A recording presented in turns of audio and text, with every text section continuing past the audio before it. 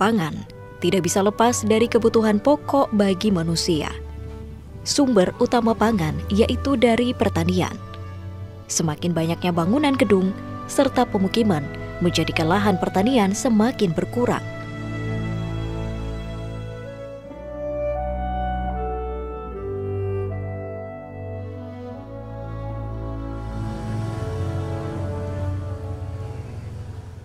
Dinas Pertanian dan Ketahanan Pangan Daerah Istimewa Yogyakarta dengan menggandeng kelompok tani di seluruh DIY membuat sebuah program kegiatan yaitu Lumbung Mataram, di mana program ini untuk melestarikan tradisi pertanian di Yogyakarta.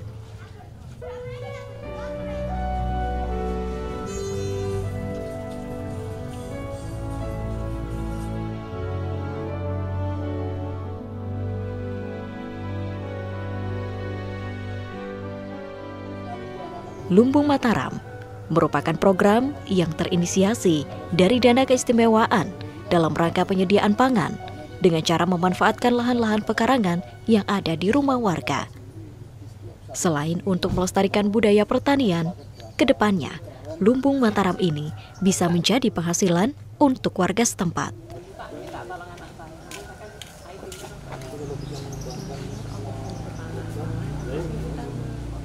Terkait dengan Lumbung Mataram, memang ini diinisiasi dengan anggaran dana keistimewaan, dana khusus itu untuk melestarikan tradisi pertanian di Yogyakarta. Nah, itu menggunakan lahan-lahan di pekarangan, rumah tangga dalam rangka menyediakan pangan. Nah, terkait dengan itu memang harapan ke depan itu dapat digunakan untuk pendapatan masyarakat setempat, bisa menjadi contoh di daerah-daerah lain yang memang untuk melestarikan kegiatan Lumbung Mataram ini. Pertama memang Ibu sebagai ketua menghasilkan suatu produk yang bisa dijual. Dalam program ini, Dinas juga memberikan sosialisasi pembinaan dan pelatihan kepada warga dalam menjalankan program Lumbung Mataram ini. Kalau yang selama ini memang bisa dalam bentuk pembinaan seperti kegiatan sosialisasi, terus ada anggaran ya untuk kegiatan ini kan perlu anggaran nih, karena untuk pelatihan karena di sini kan bisa dilihat bahwa begitu beragamnya tanaman yang diinisiasi mulai dari tanaman obat-obatan, sayur mayur, tanaman hias, bahkan perikanan. Untuk itu memang perlu ada pendidikan khusus yang untuk secara teknis bisa dilaksanakan untuk masyarakat di KWT ini. Selain tanaman dan buah-buahan, di Lumbung Mataram ini juga ada ikan beserta pembibitannya. Selain itu, Lumbung Mataram juga bisa menjadi salah satu tujuan, salah satu wisata. Kalau selama ini ada kaitannya dengan bibit ikan itu support dari pemerintah ada, karena kita juga sudah punya banyak BPI ikan yang Bali Benih Ikan yang menyediakan itu juga untuk mengembangkan perikanan di sini. Sekarang teknologi sudah berkembang banyak untuk budidaya ikan itu dalam kondisi dengan menggunakan lahan yang sempit, air yang sedikit, tenaga yang sedikit dan biaya yang sedikit itu sudah bisa menghasilkan, khususnya ikan lele bisa menghasilkan untuk konsumsi masyarakat dan dijual untuk bisa menghasilkan uang. Kalau melihat penghasilan KWT ini memang dalam posisi sekarang ini kan masih dalam bentuk showroom ya. Ke depan memang harus ditata, dimanajemen ulang untuk dibuatkan suatu pemetaan bisa digunakan untuk istilahnya diperdagangkan ini. Ini sudah bisa menghasilkan uang ketika ditata dengan apik.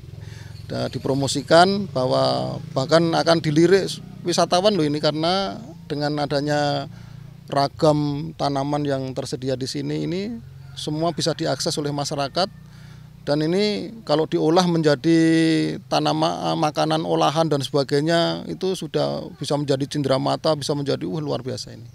Ini bisa menghasilkan uang, tinggal tergantung dari KWT itu sendiri bagaimana akan mengkondisikan manajemen budidaya, wisatanya, dan pengolahannya.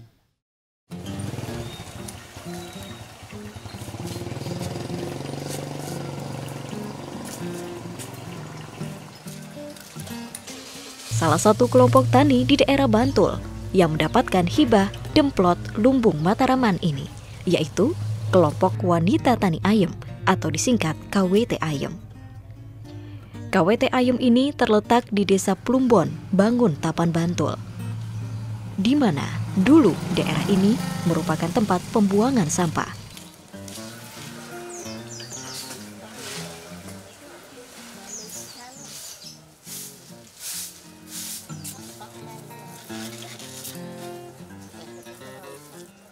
Di wilayah KWT Ayam itu beberapa tahun yang lalu adalah tempat pembuangan sampah ya, karena memang lokasinya kan memang kondusif untuk membuang sampah ya. Jadi ketika semua warga membuang di sini ya kita semuanya bahu kan gitu.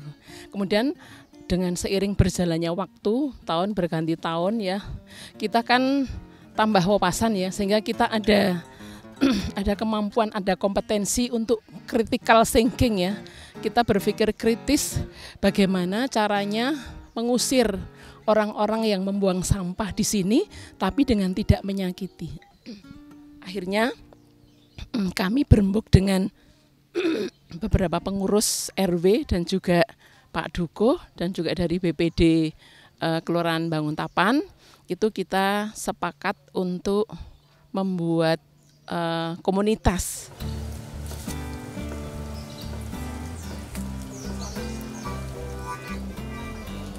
Dulu ketika ada lomba halun kan dari Kabupaten Bantul kan, ketua tim penggerak PKK Bantul kan rawuh ke sini, kemudian juga dari Dinas Pertanian lah. Kemudian mereka jalan-jalan di seputar sini.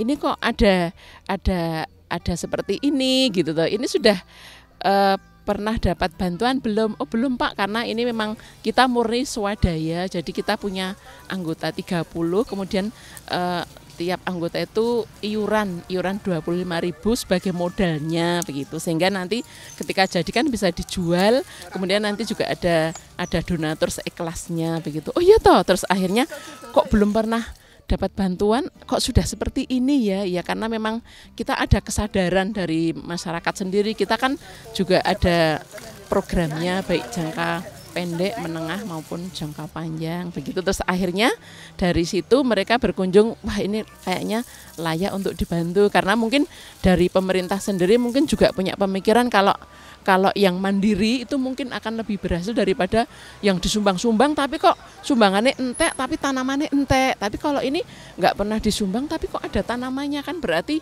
di situ ada motivasi tersendiri dari warga. Sehingga dari situlah mungkin dari Lumbung Mataraman terketuk hatinya untuk menyumbang. Banyak berbagai macam tanaman, baik hias ataupun buah-buahan, serta berbagai macam ternak ikan dan unggas. Selain itu, tidak hanya berpusat di KWT Ayam dalam penanaman bibitnya, tapi juga dibawa oleh anggota untuk ditanam di rumah masing-masing anggota.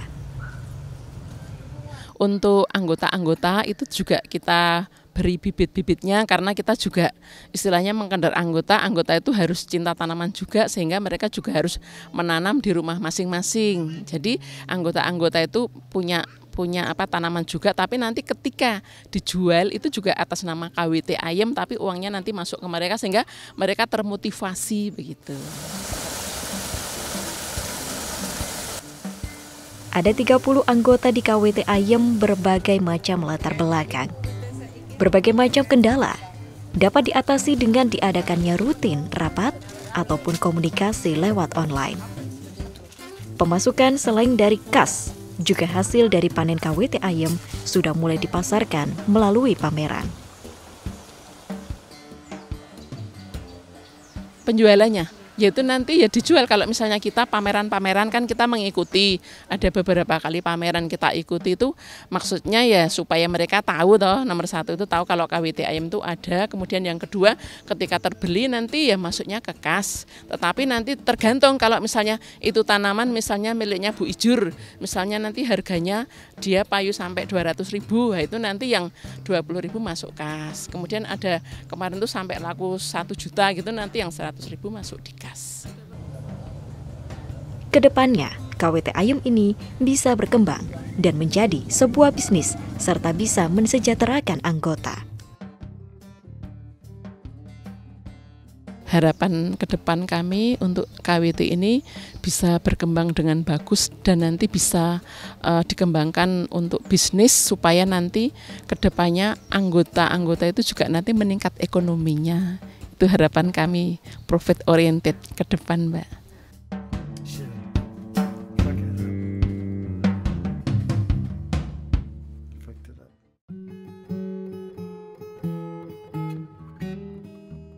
Di kota Yogyakarta yang sudah penuh dengan pemukiman dan gedung bangunan, juga menjalankan program kegiatan Lumbung Mataraman ini dengan sangat bagus.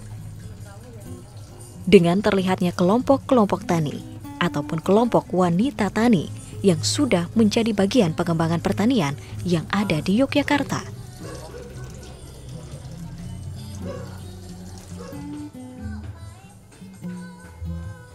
Jadi kota Yogyakarta ini sudah ada 6 wilayah yang memperoleh dana IS untuk kegiatan berkaitan dengan lumbung mataraman. Kami menyambut baik atas apresiasi yang berasal dari Dinas Pertanian dan Ketahanan Pangan DIY memberikan supporting pada kami kaitannya dengan apa? Kegiatan pertanian perkotaan yang ada di kota Yogyakarta.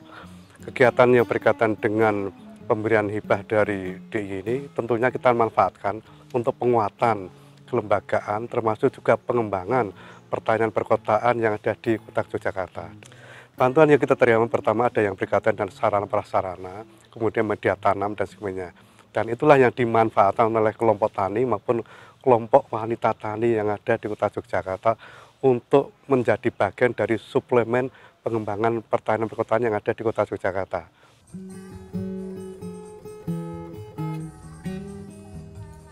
Dalam aspek pembenihan kelompok tani di kota Yogyakarta akan memilah yang bisa dilakukan saat ini dengan menyesuaikan musim yang sedang berlangsung.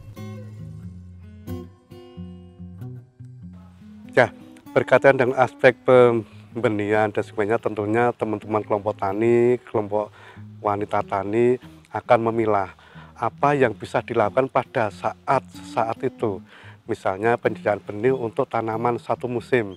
Misalnya dengan membeli bibit atau benih selada, kangkung, bayam cabut dan sebagainya.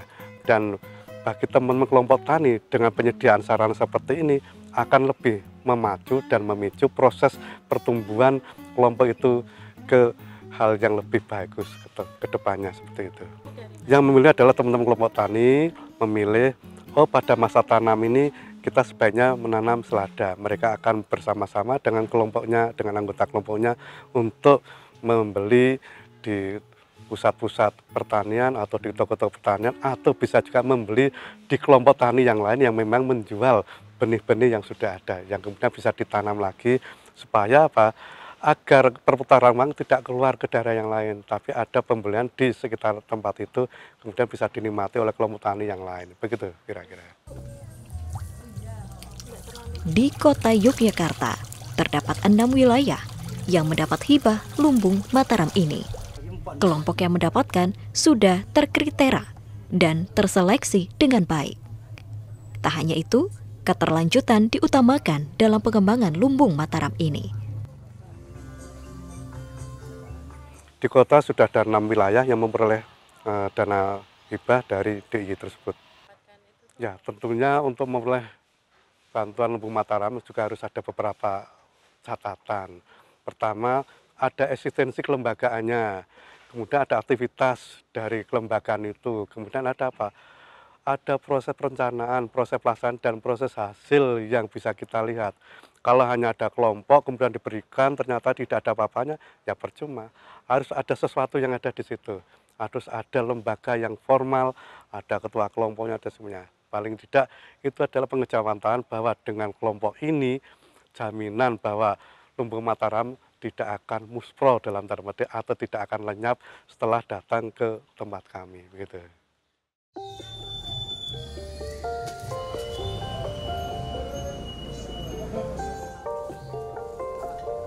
Kelompok tani dewasa Ngremboko merupakan salah satu kelompok yang mendapatkan dana hibah Lumbung Mataraman. Kelompok tani yang sudah berdiri sejak tahun 2018, selain mendapatkan dana, juga diberikan BIMTEK dalam pengolahan pertanian.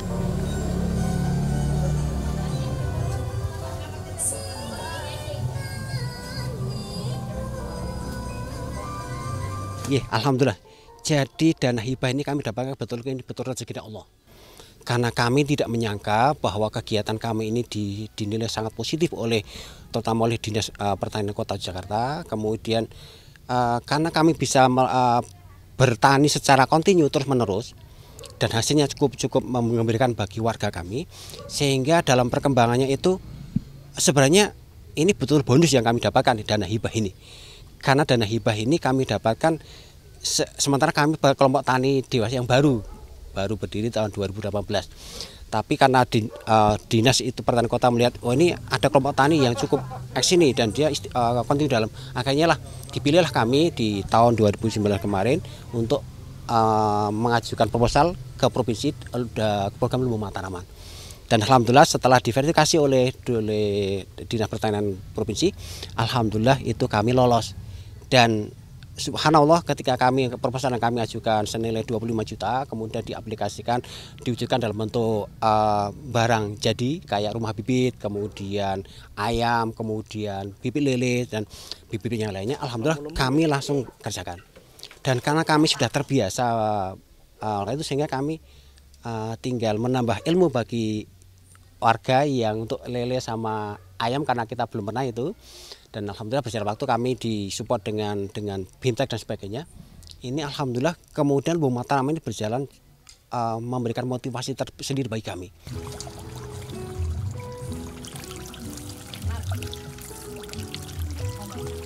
Dalam perkembangannya, KTD Ngremboko ini sudah bisa menjual hasil panennya dari tanaman ataupun perikanan dan peternakan.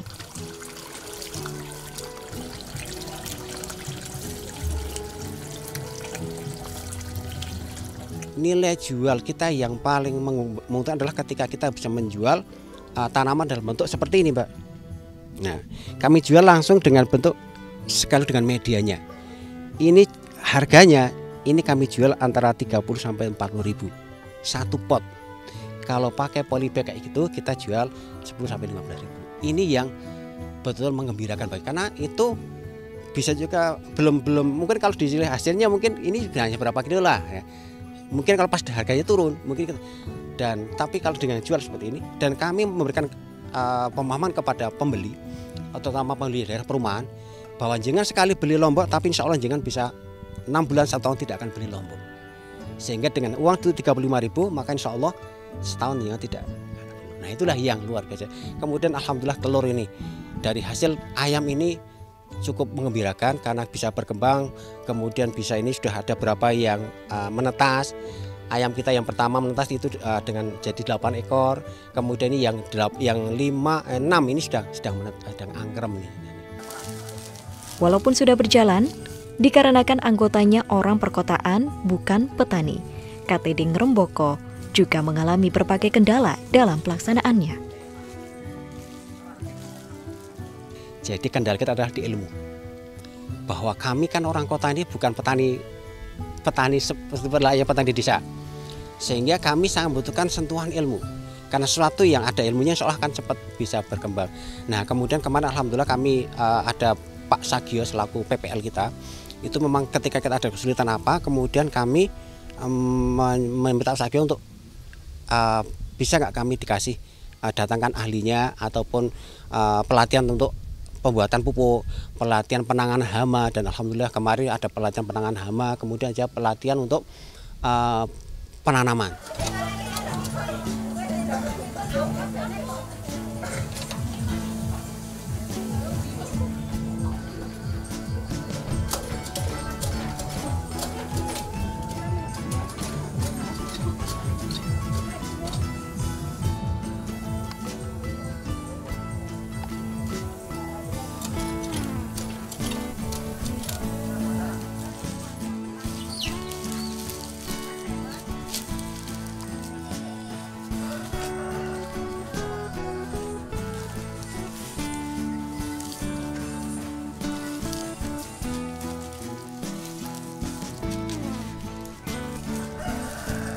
Ada 48 anggota di KTD Ngrembaka, di mana ada tradisi yang sudah berjalan di saat panen bisa menjadi tempat berkumpul dan bersilaturahmi bagi warga.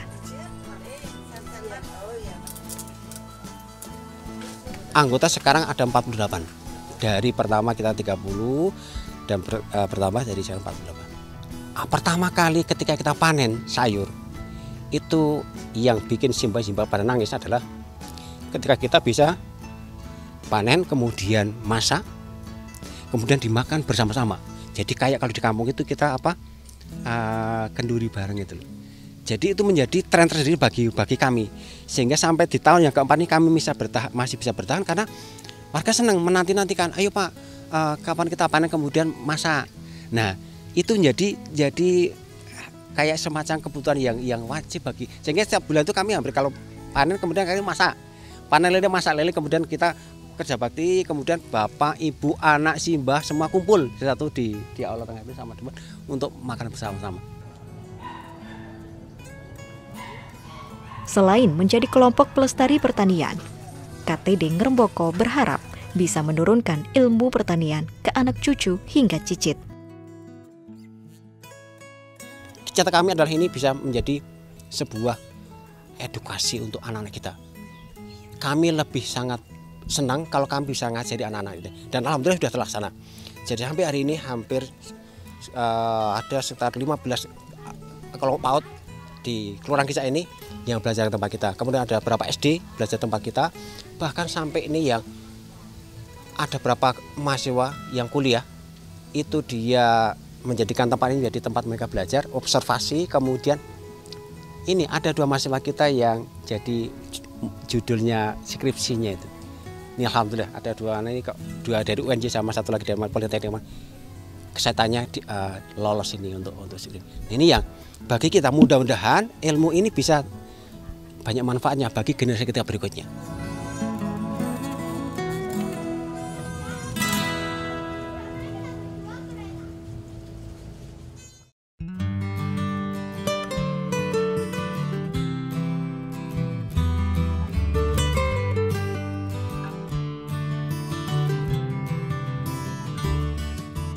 Dinas Pertanian dan Ketahanan Pangan Daerah Istimewa Yogyakarta, baik kabupaten ataupun kota, berharap Lumbung Mataraman menjadi bagian pengembangan pertanian di wilayah perkotaan dengan pola yang terintegrasi dengan berbagai pihak. Target harapan kami tentunya bahwa Lumbung Mataraman adalah salah satu bagian pengembangan ketika kita ingin berbicara di pertanian perkotaan dengan pola yang terintegrasi dengan berbagai pihak, baik bank sampahnya, baik PKK-nya, juga dengan kelompok taninya. Apa yang bisa kita peroleh dari bank sampah? Daur ulang plastik-plastik bekas yang tidak digunakan, misalnya yang dari bungkus minyak, bisa digunakan untuk media tanam. Ya. Kemudian composting yang berasal dari teman-teman bank sampah itu bisa digunakan untuk pemupukan dari teman-teman kelompok tani. Kemudian apa yang harus kita ikuti di situ? Produk maupun hasil dari Lumbung Mataraman pertanian perkotaan ini bisa dipergunakan untuk apa? Pengayaan pemenuhan gizi masyarakat setempat, sehingga ketahanan pangan, kedaulatan pangan insya Allah akan bisa terwujudkan di situ. Nah, harapan ke depan memang ini bisa menjadi desa yang ketika dikunjungi oleh masyarakat luas itu bisa menunjukkan bahwa di sini ada diversifikasi pangan lokal, ada melestarikan sumber daya genetik pangan dan kebun bibit di sini untuk mendidik secara edukasi, untuk mendidik anak-anak kita dari mulai SD hingga mungkin mahasiswa untuk bisa berwisata di edukasi di sini. Terkait dengan itu memang ini masih dalam perlu penataan ke depan. Mudah-mudahan disupport oleh seluruh perangkat desa dan juga pemerintah dalam rangka mengembangkan Lumbung Mataram ini.